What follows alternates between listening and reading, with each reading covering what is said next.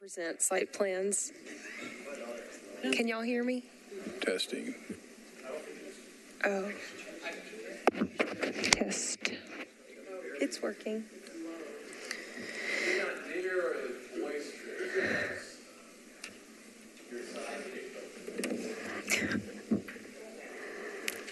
Better. All right.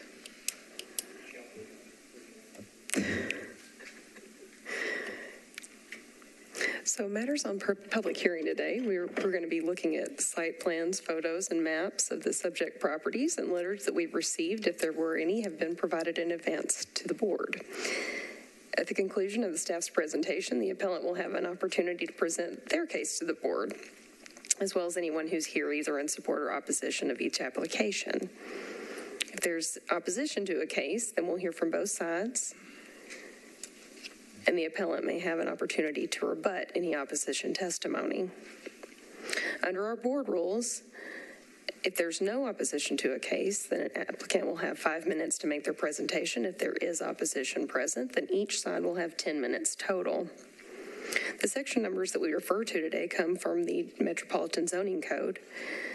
These proceedings are recorded, so everyone who steps up to have a presentation before the board, please push the button on the microphone until the red light comes on like this one. Please make sure to push it only one time, and then you would state your name and address and make your presentation before the board. Please note that anyone presenting false or misleading testimony before the board may result in revocation of your permit. The board will go through cases set for public hearing today, and after each case, the board will discuss and vote on the case. The Metro Zoning Code requires 4 affirmative votes to grant an application. If all board members are not present and the board does not reach consensus today, your case will appear back on the board's next docket. Applications that fail to receive 4 affirmative votes for at least 2 consecutive meetings shall be denied by operation of law. The appellant or other interested party may request a rehearing by the board within 60 days after the decision of the case. Parties may also appeal the board's decision to Davidson County Chancery Court by filing a writ of certiorari within 60 days. All parties are encouraged to seek independent legal counsel regarding the filing of an appeal to ensure that all deadlines and procedures are followed. If you're an appellant, your case is granted, it will be necessary to obtain the permit for which you have applied. Please note that the permit must be obtained no more than 2 years after this board's approval. We do have some preliminary announcements about some matters that are being deferred from today's docket. Case number 2022-32 is being deferred to June 2nd. 33, sorry, I did say 32. Case 33. This case is an application filed by Reed District Land Co. Partners, LLC, for property located at 1525 Church Street, 1520, 1518, 1516, 1514, 1512, 1510, 1508, 1502, 1500, 1501, 1509, 1511, 1515, 1517, 1519, 1521, and 1523 Hayes Street, as well as 1406, 1408, 1530, 1518, 1516, 1512, 1510, 1506, 1504, 1502, and 1500 Broadway, 110 and 113 15th Avenue North, and 116 and 112 16th Avenue North, requesting a special exception from a height and a setback within the slope plane in CF zoning district to construct a mixed-use development. If anyone was here on that case today, that case is being deferred to June 2nd. If you're not available to return on June 2nd to make your presentation to the board, please note that you may submit any comments to bza@nashville.gov by next Thursday, May 26th, and your communication will still remain in the packet for the board whenever they do consider that case at the next meeting. We have 2 cases that are being deferred to June 16th. Those are cases 2022-53 and 2022-56. 2022-53 is a case filed by Dwayne Cuthbertson for property located at 1519 Robertson Avenue and 1517 5915 Robertson Avenue and 5917 Robertson Avenue, seeking an exception from the landscape buffer requirements in the CS zoning district to construct multifamily units with a shared access driveway. The other case being deferred to June 16th, case 2022-56. It's an application filed by Preston Ayer and Tracy Mays and Karen Mays, owners of property located at 2405 Jefferson Street, requesting a special exception from landscape buffer and parking design requirements in the CS zoning district to construct 4 multifamily home development. If you're here on either of those cases, then that matter will be brought back before the board on June 16th, and you also may submit any comments to bza@nashville.gov if you're not going to be able to return for those dates. We also have a consent agenda for today. The board staff has recommended a consent agenda. A board member reviews the record in each case prior to the meeting, and if their opinion the applicant meets the criteria for the application requested and they feel the testimony in the case will not alter the material facts, the case is recommended to the board for approval. We'll call the consent agenda at this time for those cases that are recommended for approval. If there's anyone opposed to any of these cases, please raise your hand and let me know. I'll check back before the board votes on those cases. The cases recommended for consent today are 2022-52, 2022-54, and 2022-55. I'll read the captions on these cases and then check in case there's any opposition present. Case 2022-52 is a request for a change in legally non-conforming use for property located at 800 North 2nd Street within an SP zoning district. The prior use of the location was as a game room, and the applicants are seeking to use the structure for religious and educational purposes. Is anyone present in that case in opposition to that case? I know you're here in favor, and I see no one in opposition. Case 2022-54 is a request for a variance from the driveway width and garage door orientation requirements for property located at 148 Fain Street in the R6A zoning district. Is there anyone here in opposition to that case? Case number 2022-55 is a request for a variance to pay the in lieu fee rather than constructing a sidewalk for property located at 5298 Georgia Avenue in the R6 zoning district. Applicant is constructing 2 single-family dwellings. Is there anyone here in opposition to that case? Mr. Chair, members of the board, I see no opposition to the cases that are recommended for consent today. If I could please ask the board to consider a motion to approve the items on the consent agenda. Seconded. Second.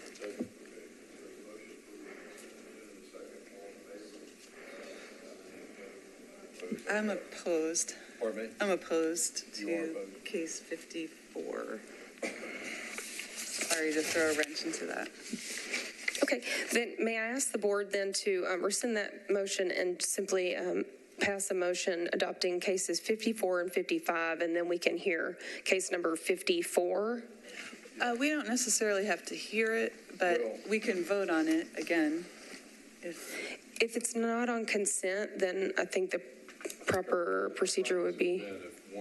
If anybody objects to something being on the consent, we just pull it. So let's just pull it and hear it. So, yeah. So 54 will be taken off the consent agenda. So I guess we need another motion. Make the motion to approve those.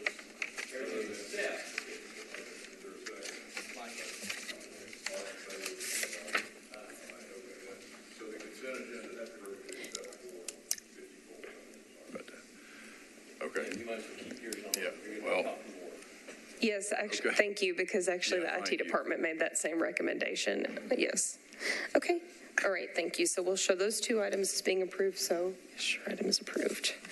And 148 Fain is remaining on the agenda. Let's see. I don't see any council members present today, so then we will go ahead and start working through the items that are on our agenda. The first item that's on the agenda is the election of officers. Since Mr. Pepper is already prepared to run the meeting for today, I would suggest, if there's no opposition, that we just move that to the heel of the docket, and then we can do our election before we all adjourn. Okay with that, move that to the heels. Okay, we'll move that to the heels. Okay.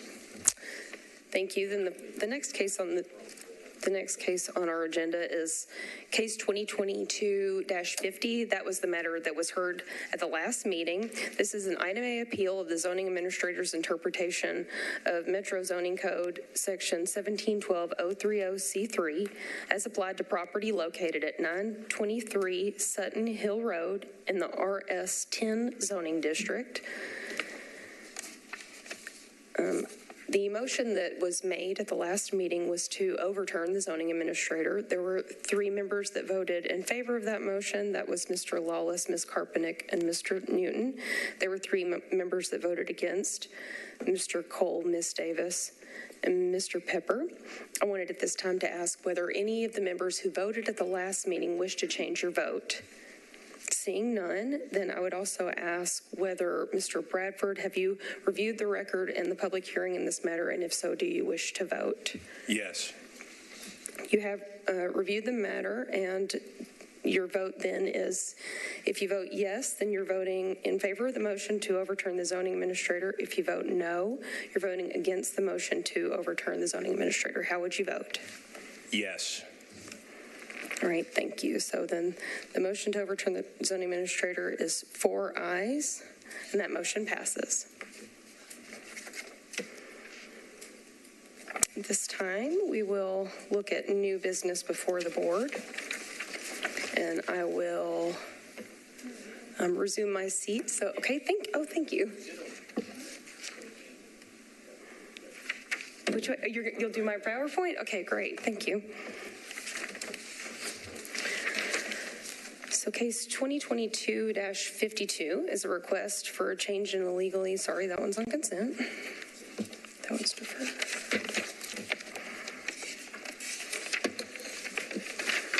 Okay, Fane is a request for a variance. This is case 2022-54. A request for variance from the driveway width and garage door orientation requirements for property located at 148 Fane Street in the R6A zoning district. Before you on our presentation, we'll have a slide showing the zoning map and the aerial picture of this neighborhood. And there's a photo of the subject property, the site plan, and then there's the first floor rendering for the proposed single-family home. Is there anyone here in opposition to this case? I called for that earlier. I didn't see anyone. Okay, there is not. So the applicant will have 5 minutes to make his presentation.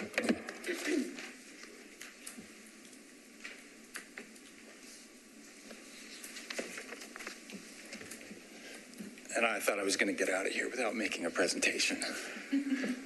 Mr. Chairman, members of the board, Dwayne Cuthbertson, 409 Merritt Avenue, here representing the property owner at 148 Fane Street. And the variance we're asking for is fairly straightforward. This property is zoned R6A, and the A is important in this case. It's the alternative zoning district that prohibits street-facing garages, prohibits parking within the street setback and such. And the intent behind that A district is to create just a better orientation of residential homes in this zoning district so that you have a good relationship between front doors and porches and the sidewalks. And I think we all get the intent here. And on most residential lots that are 50 feet, 60 feet, 70 feet, incredibly easy to accomplish those goals. Where you have an alley, it's never an issue. This particular property is fairly unique in that regard, in that it's only 33 feet wide, and it does not have alley access. So we have a little bit of a conundrum when it comes to complying with that A district requirement as it relates to garages facing the street or parking within that street setback. In residential districts, single and two-family zoning districts, garages can't be any narrower than 8 feet. From a practical standpoint, they're usually around 10 feet. So if we were to try to comply with the zoning requirement in this case and bring our parking to the back of this house, we'd have to squeeze this entire house over to the side, which might be doable, but then where we really have a problem is making that turn radius.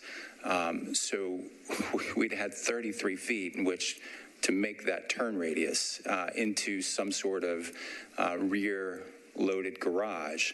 It's pretty impractical to make that turn radius because parking stalls need to be 20 feet deep in the residential zoning district, and then that space behind you has to be at least 20 to 24 feet. So just as a matter of arithmetic, the numbers for that space are much greater than the 33 feet of width that we have here. So we're, again, sort of stuck without this variance. We've done everything we can to minimize the impact of this driveway and garage on this streetscape. We've necked down this proposed driveway to a minimum at the sidewalk and then just brought it out to its width to match the driveway, or sorry, the garage and the parking along that facade. This is on a sort of a dead-end street, so there is not a consistent streetscape along this street that we'd be interrupting.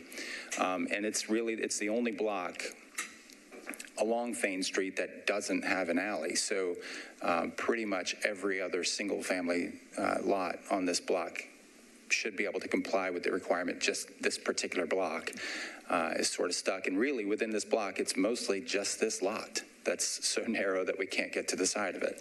So again, we're asking for a variance of that requirement, and I'm happy to answer any questions.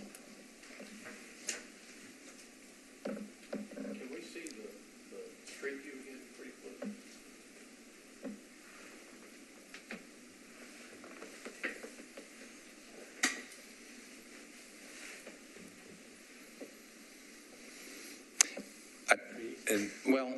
And yes, and I might add that we can't build this house without required parking. We have to have parking on this site, at least 1.5 spaces. It looked like the rear of the site was Interstate 40, so presumably in the original plat, there was probably just an alley back there, and they cut I-40 through it. It kind of threw everything off. Absolutely. When this neighborhood was platted, absolutely traditional lot, block, alley pattern. And street trees, yes. Happy to agree to that as a condition if we get there. Excellent. Any further questions from the applicant? Thanks. Okay, we'll close the public hearing and discuss. Well, I'm sure you want to hear from me because I was the one in opposition. Well, you weren't in opposition. You just wanted to pull it from the consent agenda, which is fine. True. Yeah, I didn't take it as opposition. I just took it that you wanted to hear it. So. Yeah, that's a good way to see it. The issue I have is just with the front-facing garage, and there was a reason that these properties were rezoned with the alternative as an alternative zoning district, and it went from R6 to R6A. And part of it is not to have a front-facing garage, as you pointed out. I just struggle with that, to allow this piece of property to have such a prominent architectural feature that was not allowed by that zoning. Now, I understand the arguments you've made. Those are good arguments. So that's why I was wanting to hear it. So, and I guess to me, the width being 33 feet and there being no alley that's one reason I thought to put it on the consent agenda. It's fine that you pulled it. I agree with, I don't know where the parking goes if it doesn't go in front. And there was no opposition from neighbors. And I do think the adjoining lots I get the zoning, but the adjoining lots are all, significantly wider. So I suppose what I'm struggling with is, what is the alternative? Is there one? And maybe I'm missing that. Yeah, I don't know that there's an alternative, but I guess reading through the packet, I didn't have all his points in the packet. I didn't read it.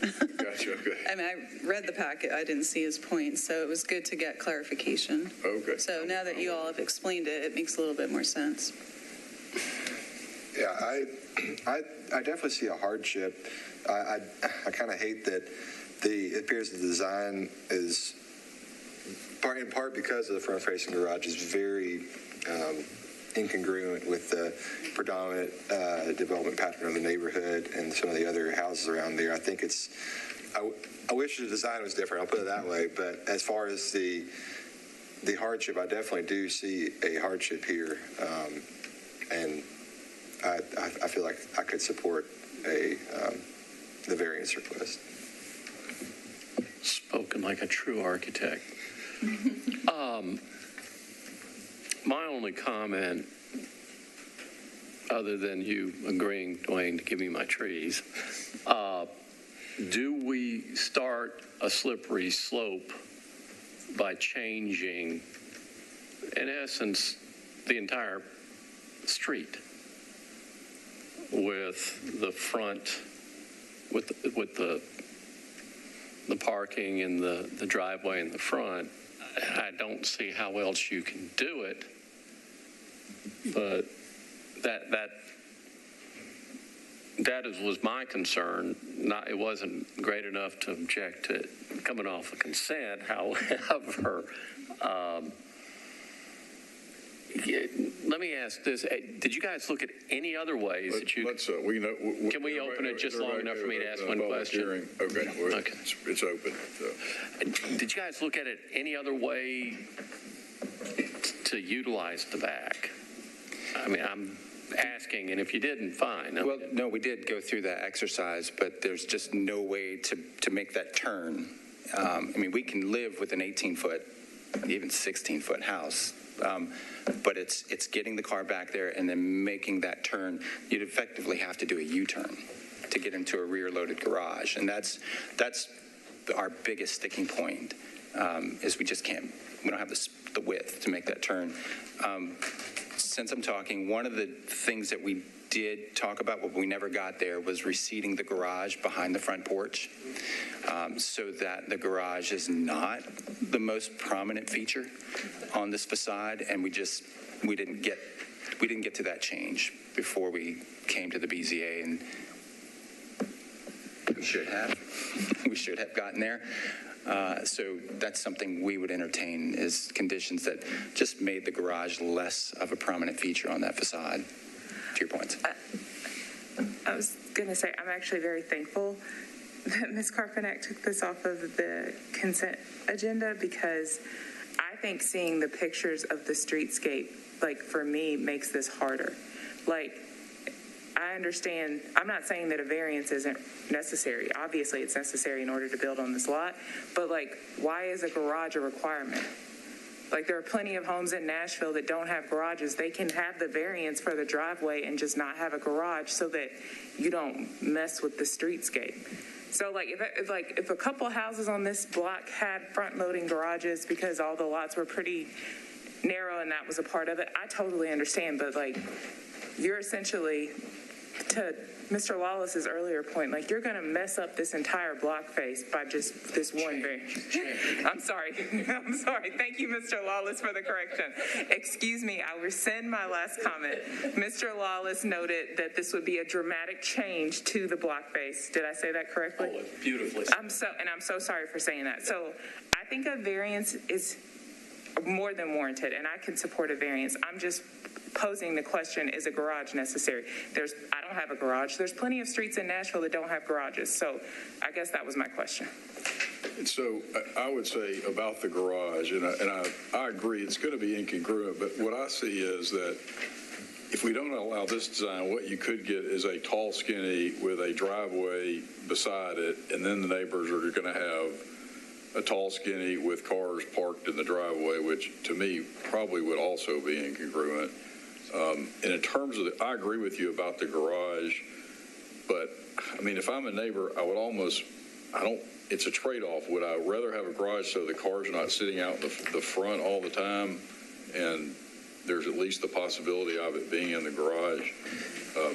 All those are really good points, and I think that what I'm struggling with is can you really get anything that's going to be congruent on this 33-foot wide lot anyway, I mean, aren't we going to be dealing with something that's going to be different from what's on either side of it? Well, I would say that, I mean, you can do a garage, like Mr. Cuthbertson mentioned, like it's just going to be inconvenient getting in and out of it. So, you know, you can do a garage on the lot as it is. You could have, I mean, heck, you could do just like Ms. Davis said, you could have surface parking back behind the house as well, that you wouldn't necessarily, you know, it might be a little tight kind of turning around there too, but you could do it. I do agree there, but also you know,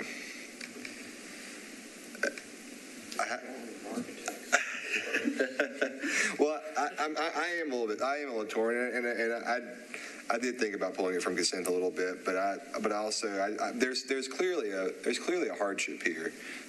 Whether it's enough to constitute a variance is what I'm struggling with myself a little bit, you know, because there's definitely a hardship. It's definitely a lot that was bisected by probably some poor judgment in the 1950s or whatever. This was the cut through, but at the same time, it is going to kind of have a significant effect on that block face. And I know it is, I guess it is narrower than some of the adjacent lots, but I mean, the based on parcel viewer, I'm looking at parcel viewer right now, and it shows the adjacent lot there that has a new house on it at 35.5 foot wide. So it's only 2.5 foot wider than this one. It's not like it's, you know, you have 60-foot width lots, and then you have, there's just one that's 33. So I do see a case for a hardship.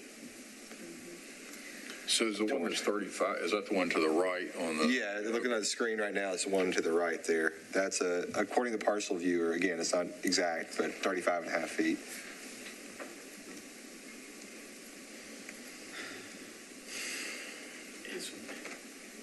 Is there no way to load it to one side? No, you couldn't do that. Okay.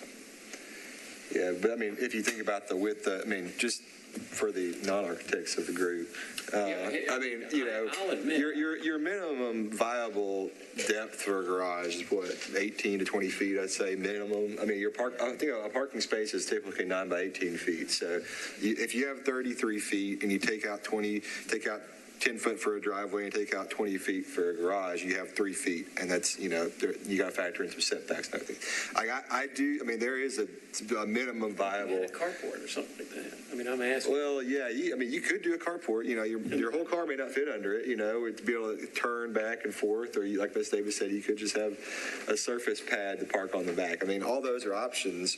But I mean, as far as the garage itself, yeah, I mean, you know, you could not have a side-facing garage. You can't have an enclosed one or anything like that. If you have carport, you could have something. Yeah, and you could have a rear-facing garage that should be a pain to get in and out of. So we've clearly outlined that there are, I guess, design options other than this garage facing forward. Yeah.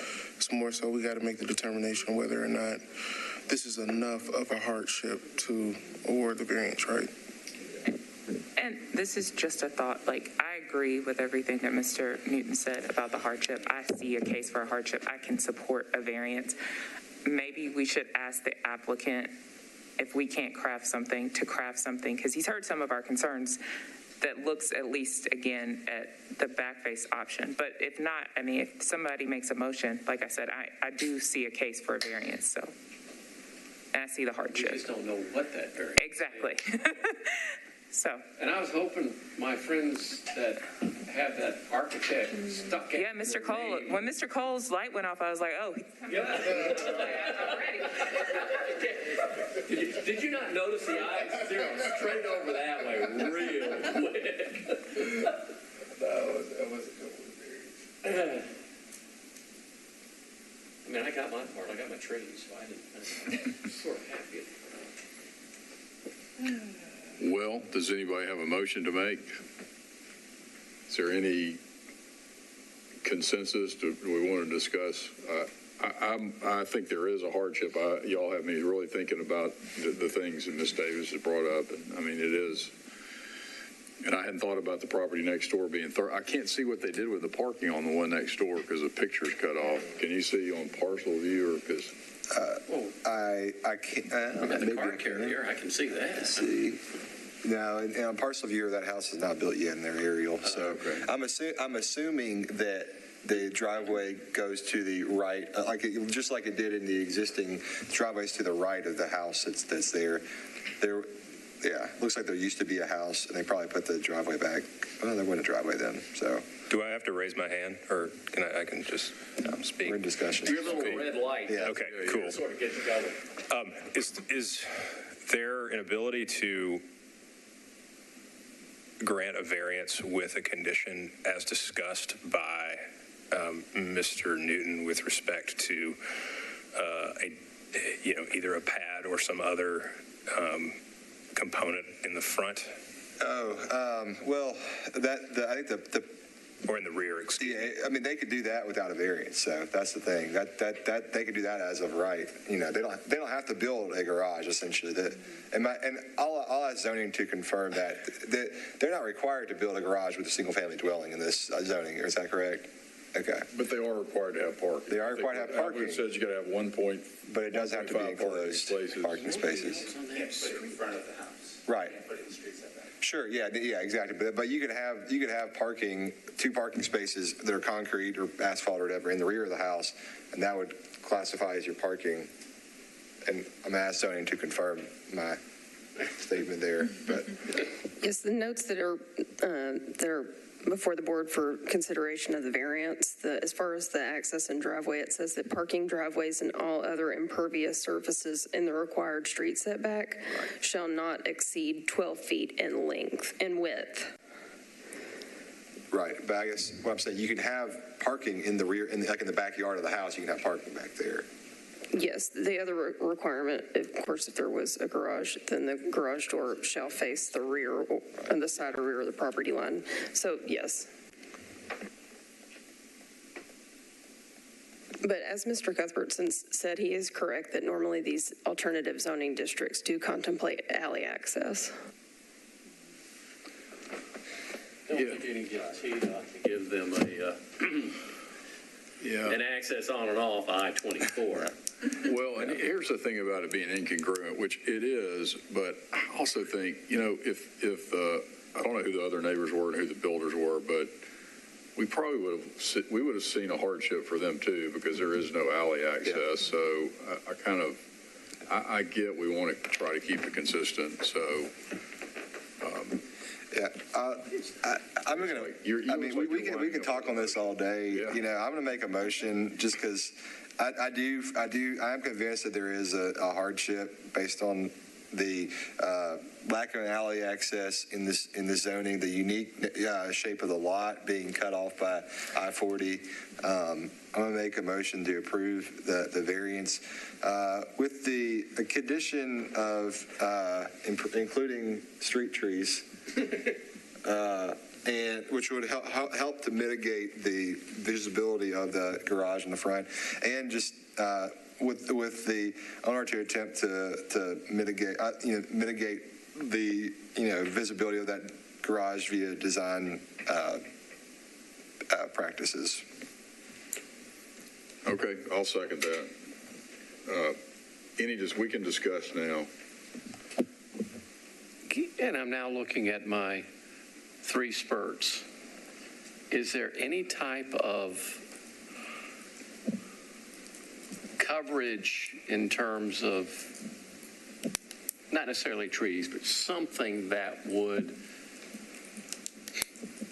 make it look better, or make it not so in your face that you've got only one house from where the street ends all the way down?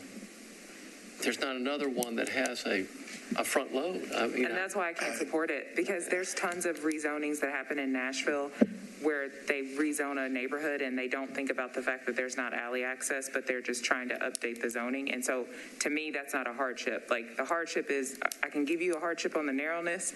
I can give you a hardship that it's a Like the lot seems a little, like I can give a variance based off that lot, but I think wanting a garage is just like a want. It's not like a necessity. They can park. There's other ways that they can park with us giving them a variance. And I'm just uncomfortable changing an entire block in that fashion. Like if there were other developments on, so I agree that there should be a variance. I can't support the garage variance at this point, just because like, I think that's not our job to do that to that street face. I'm leaning the same way. I think we should lean more towards surface parking. I'm not sure if we could direct them towards having a carport or something like that, but more so in the surface parking lot. I mean, I'm happy to withdraw a motion if someone wants to make a different motion. You got a second though. I got a second.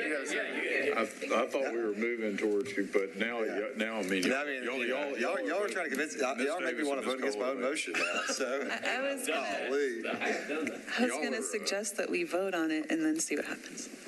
Is that a good? Sure, yeah, I mean, I think. It's out there, right? We need, unless you want, do you want to withdraw it, Mr. Newton? You want to withdraw your second? You go ahead.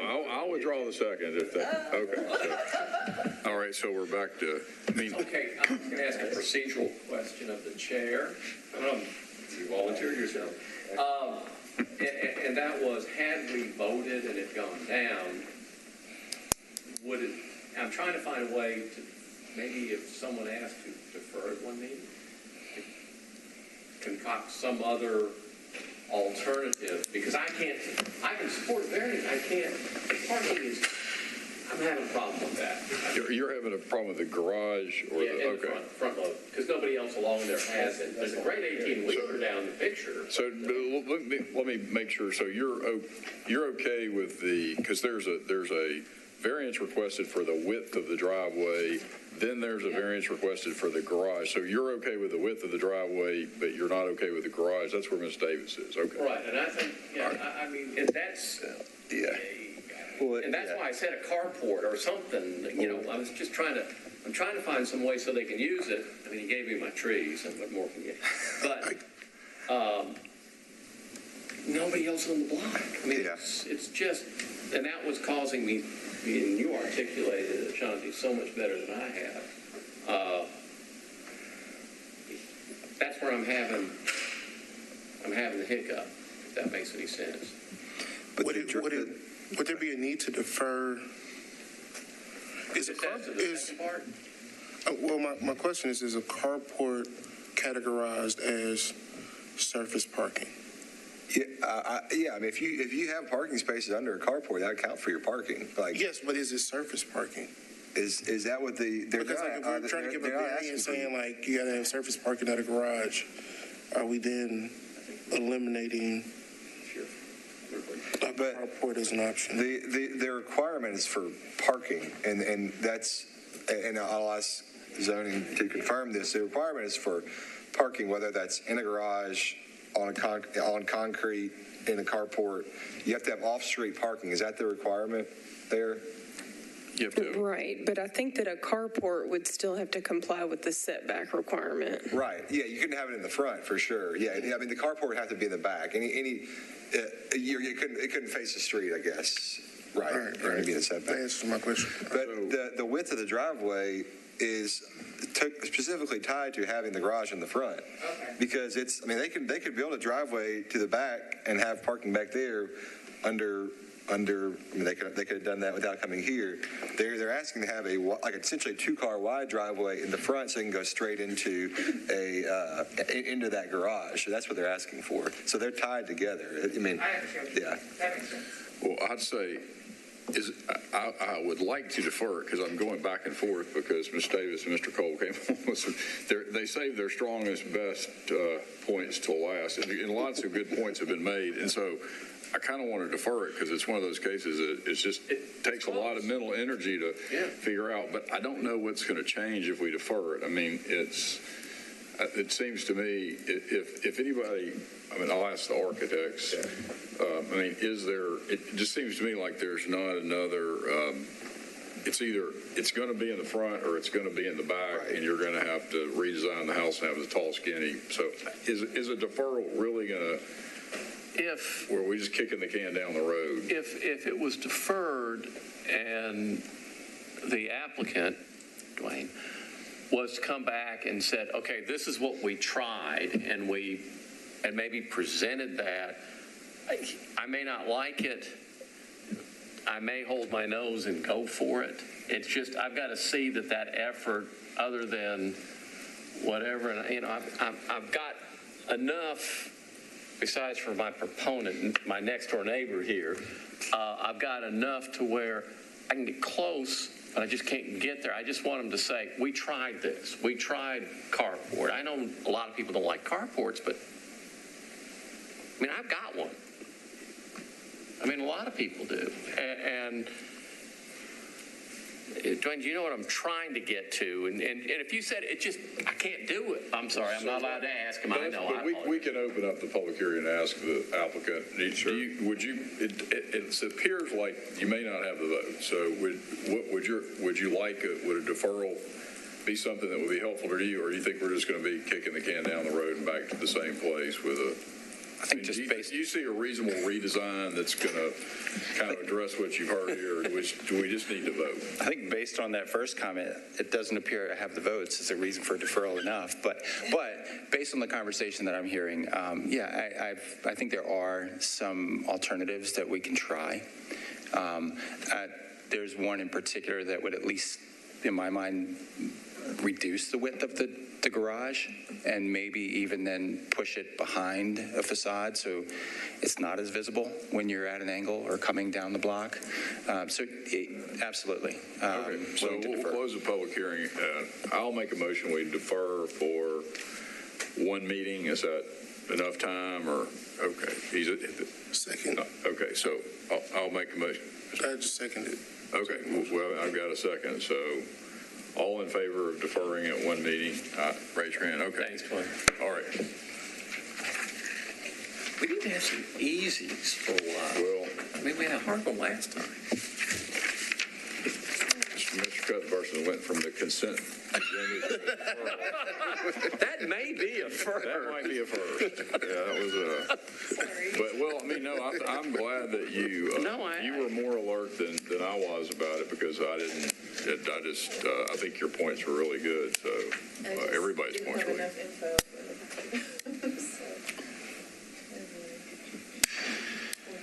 good. Okay, next case. I'm trying to find one. Thank you, Mr. Chairman. I'm trying to pull up my slide deck.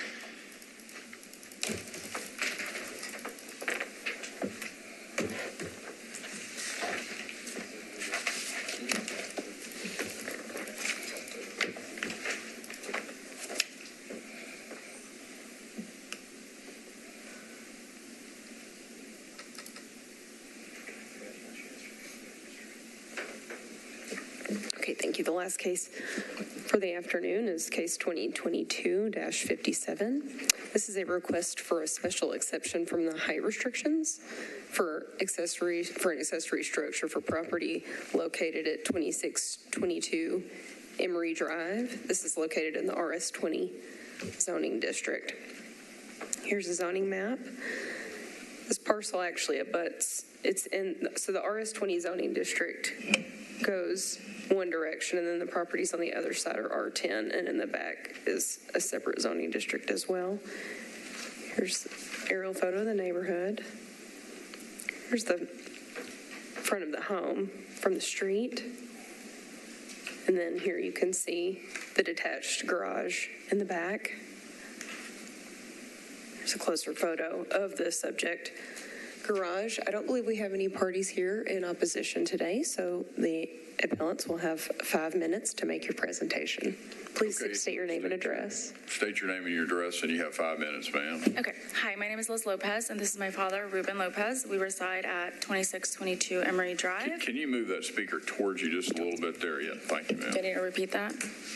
That's better. Okay. Do I need to repeat the first part? No, I think I got it. Okay, perfect. Okay, so we got a permit back in 2015 to build just the garage for himself. He hadn't planned on building the office space above, until later he thought, oh, well, I could use this space. And so he came back, came to the same person, got additional permit, and to build above the garage. I don't know if it was a miscommunication because of language barrier or if it wasn't made clear, but we were not aware of a height max. Well, now, let me ask you about that. And, I mean, looks like, looking at the permit, it wasn't pulled by a general contractor. It looks like it was pulled by you, so you were acting as a general contractor. And the first sentence says, bold all caps, the very first sentence, to construct the new detached 22 by 22 garage with a height not to exceed 16 feet. Okay. So what happened that this thing gets built 6 feet above that? Honestly, I do believe it was a miscommunication or a language barrier, but when he came to get the additional permit to build it on top, the guy was just like, you tell me what you want, you can build it, you just have to pay the fee. You're the one paying for it, so tell me what you want. He just said he was just gonna double what was on the bottom on the top. And then he started building, but also we were kind of shocked at the final inspection to find, I just took over to finish the building. And so I was surprised to hear that it exceeded the limit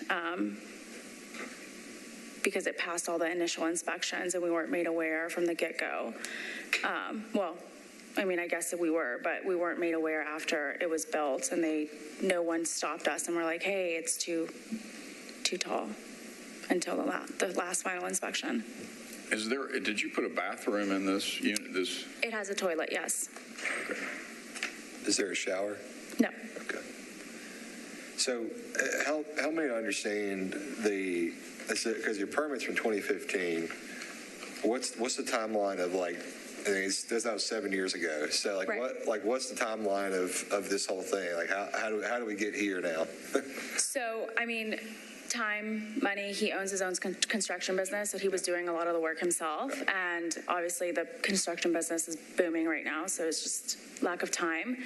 The garage has been built and in use for quite some time, and the remainder was just a really slow process.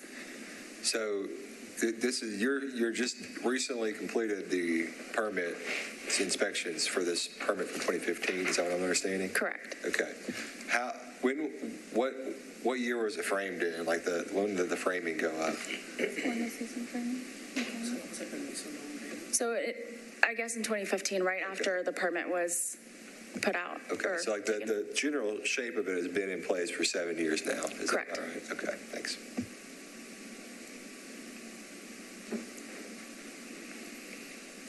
You still have some time left, ma'am? That's about all I have to say. Okay. Does anybody have any questions for the? What height is the second floor at, above the main level? So the walls are 8 feet. Okay. Mm-hmm. Okay.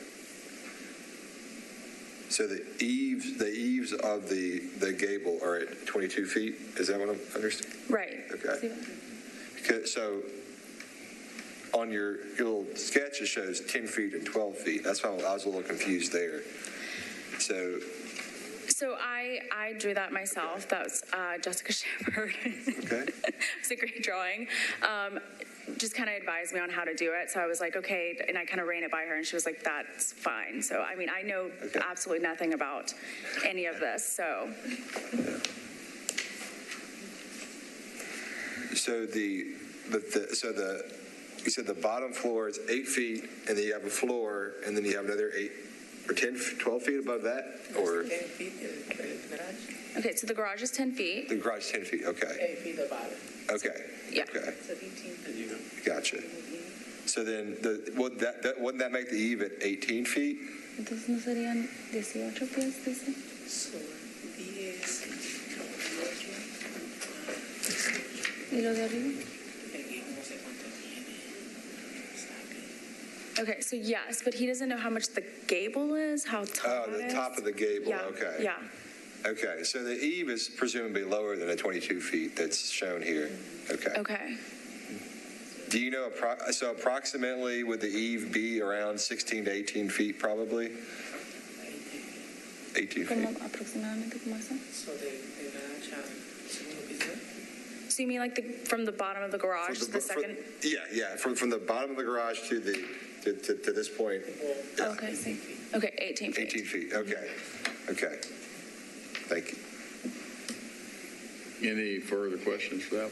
All right, thank you, ma'am. Actually, I do have one more question. What, if you, does this eave, is it higher or lower than the main structure, the main house? No, de la casa. De nosotros. ¿Estamos bajo? Sí, estamos bajo, porque la tierra está así. Que aquí estamos bajo. ¿Qué estamos bajo? El garage que hicimos. Okay, so the garage is lower than the house. I'm sorry. But is the bottom of the roof, is it lower than the bottom of the roof of the house? Sí, por el garage estamos abajo. Okay, the garage is lower. Okay. Yeah. Okay. Thanks. We may want to check that, Logan, because from the street view, it looks like it's taller. No, porque la tierra está así. That prior view. Porque el lens. It looks like looking from Google Earth, it looks like the driveway slopes down. Yeah. El driveway de la calle hasta allá, por lo menos tiene. Yeah, but it looks taller than the house in the front. Any further questions from the applicant? Or for the applicant? Okay, we'll close the public hearing and discuss.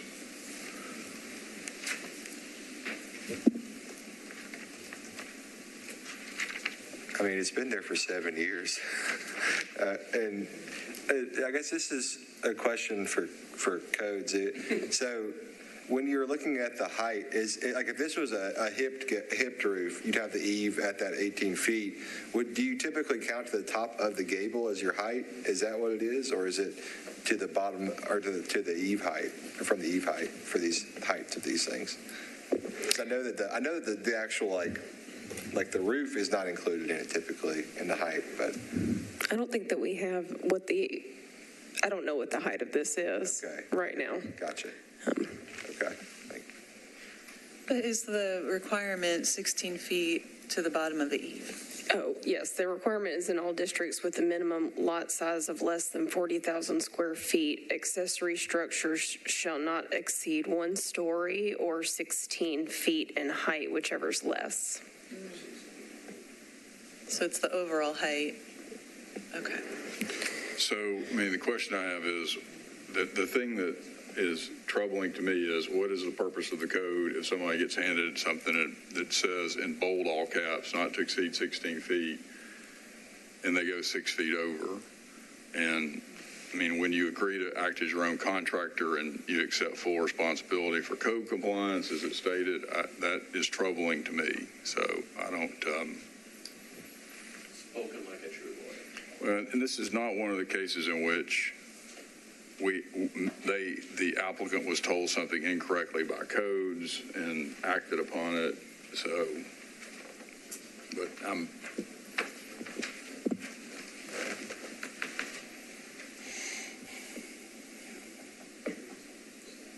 don't know if this requires I don't believe it does require well, actually, can we reopen the public hearing so I can ask? sure, yeah. Anybody have a problem with reopening the public hearing? Okay, we're going to reopen the public hearing. So,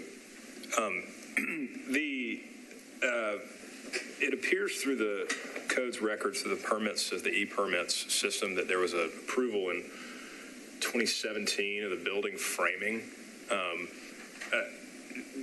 Where was the phase of the construction at that time?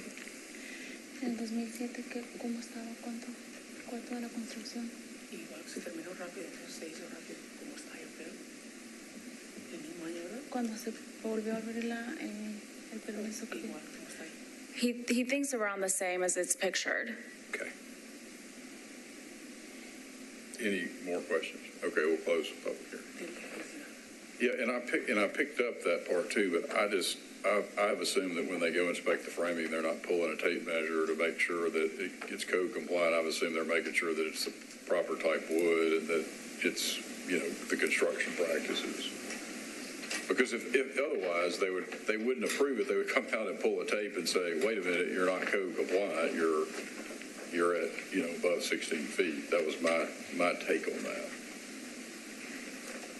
Yeah, I mean, I think the issue I see too is that, if they're approving the materials and approving the general safety of the structure, but if it's still just the framing portion of it at that time, if it hasn't gotten to a point where they've started wrapping and putting in drywall, that it's, there's a possibility of ensuring compliance with the height still at that point during the construction process. And so that's kind of where I am too. Do we have a neighborhood view by any chance? No, it was hard for me to capture neighborhood view because this property is within a curve, and then there's a lot of foliage on that side. Oh, I know. I was admiring the tree. Yes, it is a really pretty lot, but yeah, that's the reason why we don't have a streetscape. It was like, no matter which angle I tried to take it, it was just street.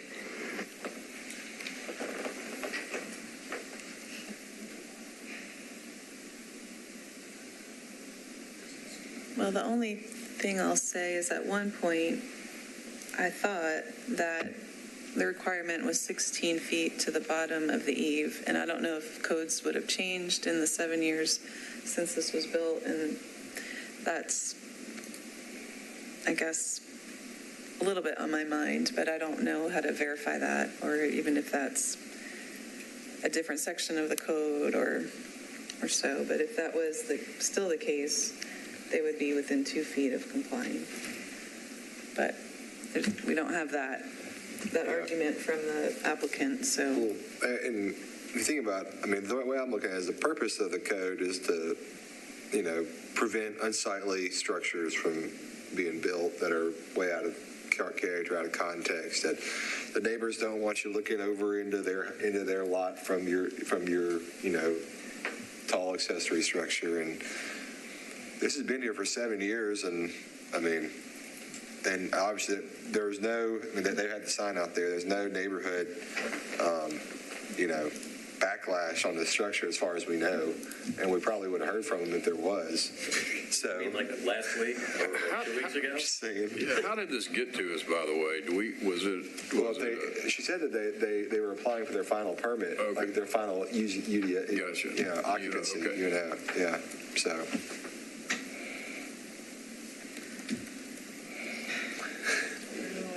Oh, and I think, like, how do you remedy this if you're going to remedy this? You would just lose that whole second floor. You have to, literally tear the whole second floor off of this thing, and you have a weird roof over this garage. It's 10 feet. I don't know. You could have a California contemporary roof, flat. It would be 6 foot tall. It'd be a 6 foot tall upper floor, so it's not even functional. Well, they had playroom. Okay. Kids. Yeah, it's always hard when people have built something and that, but I'm really, if everybody that doesn't pay attention, again, I go back to, it's one I'm really struggling with because the code is the code, and it says it in bold all caps on the front of the permit. So it's really, we don't like having to sign it. They don't like having to be here, I'm sure, having it been built. So. I imagine it was somewhat of a surprise when they went to get their final oops. Yeah, and the lawyer in me keeps thinking of, well, this is sort of what provisions in contracts with subcontractors are for, that if it truly was a mistake by a subcontractor, then that's, somebody to fall back upon. Well, and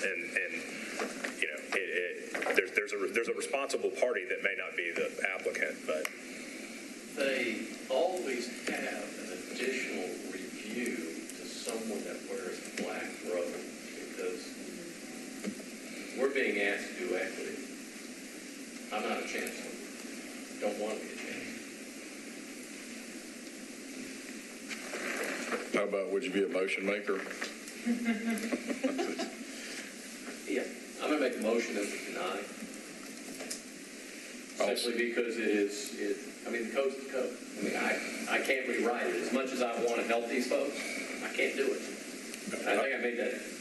And I was on the other extreme last time we met, if you recall. So I'm back to being a constructionist, but I really am this time. So I make a motion, we deny. I will second that motion. It's a reluctant motion. And it's a reluctant second. It's where we are. Any discussion on the motion? So the motion is to deny the request for variance. Discussion. All in favor? Say aye. Aye. All opposed? One opposed?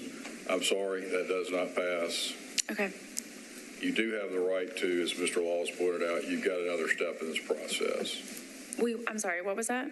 You have another step in this process. It's not with us. It's not with us, it's with the court. With who? With the court, the Okay. Circuit Court or Chancery Court of Davidson County. You can file a writ of certiorari, Okay. and that information should be in your packet. Okay. Thank you. Okay, thank you.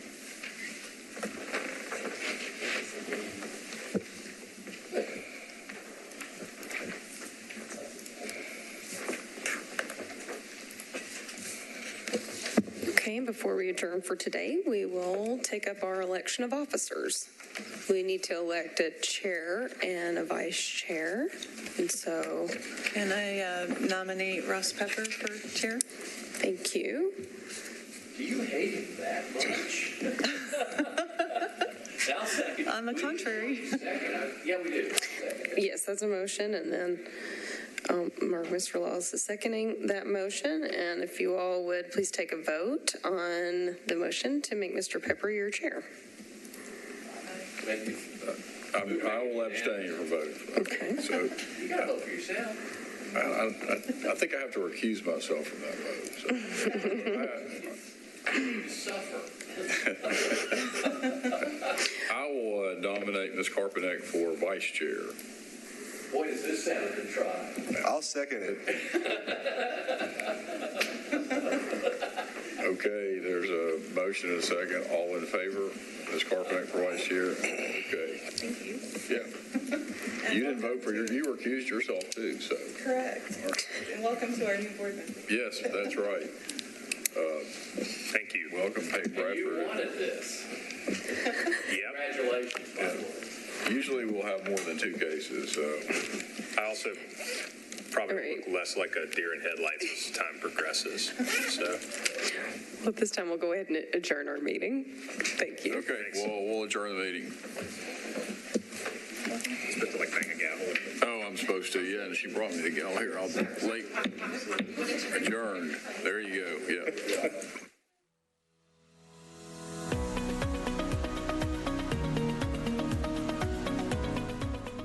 This has been a service of the Metro Nashville Network. If you would like to see this presentation again, or for more information on this and other programs, visit nashville.gov.